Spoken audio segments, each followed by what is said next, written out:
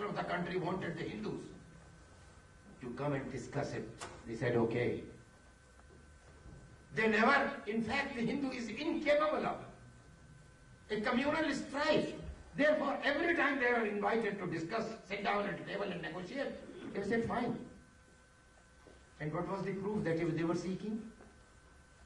Whether this structure was constructed on a vacant piece of land or after the demolition.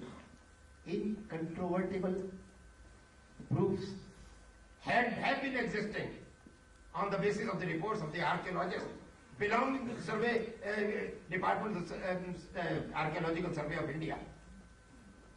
But they were trying to deny all that. And the Vishwa Hindu Parishad, they were producing evidence of the existence of a temple. Whereas their counterparts, they were bringing opinions of the secularist historians. They were not producing any proof. And what are the proofs? After the demolition, you will be surprised. I've got a hell of a lot of documentation here. I can't read all of them, but I'll tell you. 40 artifacts of a mandir have been produced from out of the debris of that structure. The most important are two of them.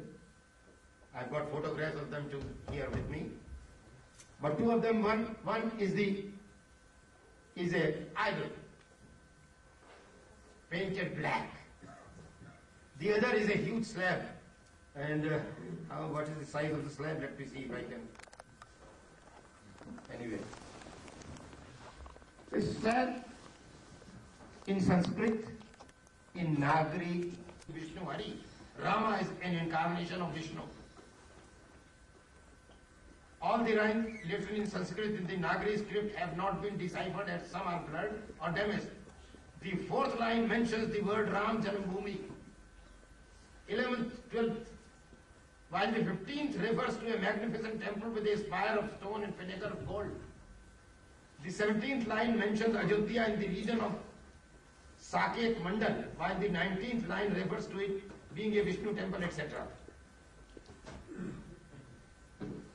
All those, now this is something which has come out of the debris of the structure, but artifacts have also been produced, ranging more than 200 artifacts, that a mandir existed. The mosque was constructed after.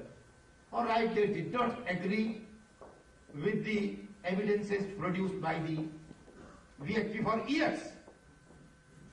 In 1990, an agreement had been arrived at between all the parties concerned, Shahabuddin and Vishwa Hindu Parishad and Jamaat-e-Islami and RSS, etc., etc., during the time when Vishwanath Pratap Singh was the Prime Minister.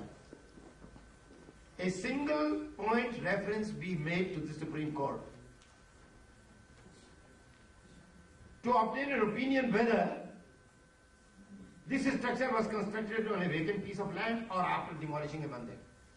If it was on a vacant piece of land, the structure will remain where it was. But if it was found that the structure was constructed after demolishing a temple, the structure will be relocated with honor and respect. You see, this is very significant. The word demolition has never been used by the VHP or the RSS or the BJP. We have always said, if the Supreme Court's opinion comes that the structure was constructed after demolishing a temple, it will be relocated with honor. Now this country, my country, your country has forgotten the fact of 1990, which is not many centuries away, that an agreement had been arrived at. Why was not implemented? The government of Vishwanath Pratap Singh had issued an ordinance based on this agreement. It was withdrawn within a couple of days. Who was interested in keeping this controversy alive?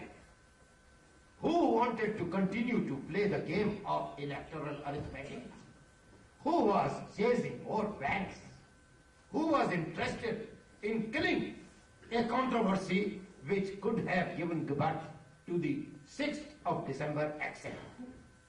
Why doesn't my country people, why don't the secularists of my country recall the incident which took place while Vishwanath Pratap Singh, he is the great champion of the mosque today. Why did he do the dishonesty of withdrawing that?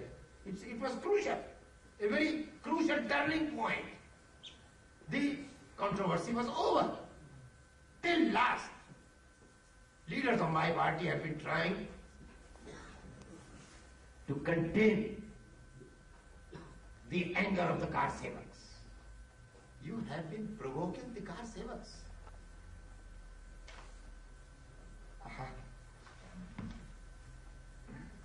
Here is something from a very important editor, a journalist of the highest level. You got this country divided on the basis of two-nation theory. You created an Islamic theocratic state. You created a mini Pakistan in independent India by the name of Mallapuram. The Muslim Leaguers got it from the that government, which was a coalition between the CPM and the Muslim Leaguers. There is no harm in creating new districts if they are on the basis of viability and development. But you can't in this country create districts based on the fact of majority of a particular community. Mallapuram district, and you want the Hindu should not react. Meenakshipuram Bazaar of conversion,